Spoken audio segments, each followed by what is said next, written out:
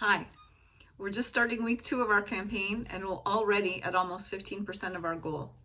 I want to thank personally Hanine, Nina, Denise, Margot, Lou, and Nathalie for your support. I can't begin to express how touched and excited I am by the fact that you believe in the project. To keep things interesting on the campaign, I thought I'd make a little video this week to talk about one of the books that might be our first publication, Angelbirds. Later this week and next week, I'll do additional videos for the other 2 books as well. Once again, thanks so much for your support. If you feel like sharing our social media posts to help get the word out, please feel free. We have just about 3 weeks left in the campaign, and we have that time to raise the remaining $3,250.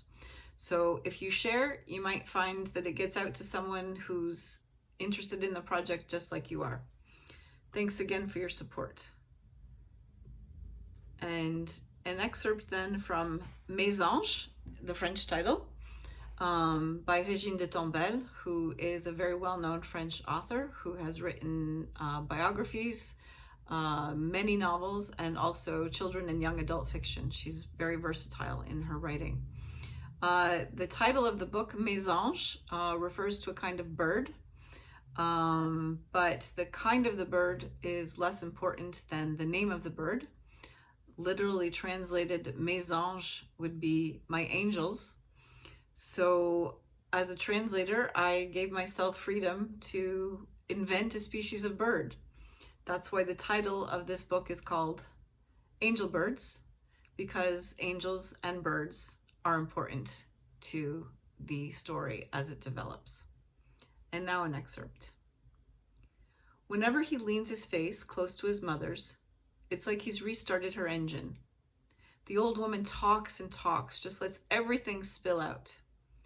Laurent's face, just beyond her own, seems to serve as some strange sort of enthusiasm. As she opens her mouth, she probably still doesn't know what she's going to say.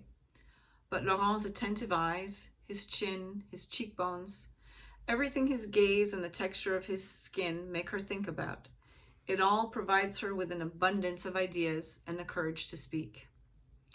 Once again, Laurent leans his face in close to his mother's, and once again she begins to talk. He pulls back, averts his eyes, and his mother falls silent. He tries the experiment once more. Laurent is impressed.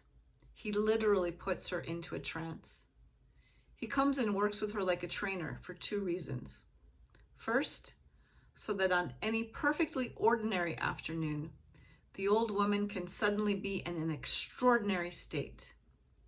And 2, so that even though she has no one and recognizes no one, she can tremble with the heat and the vehemence of her own voice and the sensual waves she sets off not only in her waterbed, but also against the 2 stacked pillows, the metal IV stand, and the bar holding up the sheets as if it were a dais above the octogenarian's deformed feet, making her bed look like some sort of upside-down baby carriage.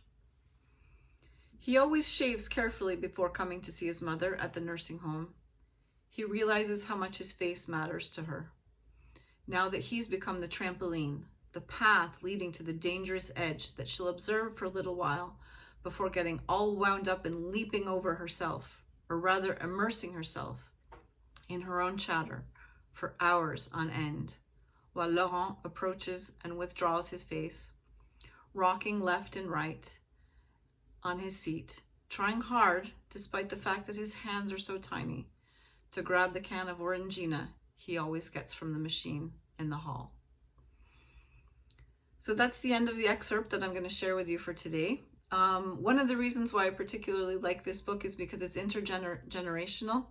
There are 3 generations of women who are featured in the story. This older woman with Alzheimer's, this 80-year-old plus woman with Alzheimer's, a younger middle-aged woman with a family, and the daughter of that woman who is in high school and going through all of the problems that one goes through when one's in high school.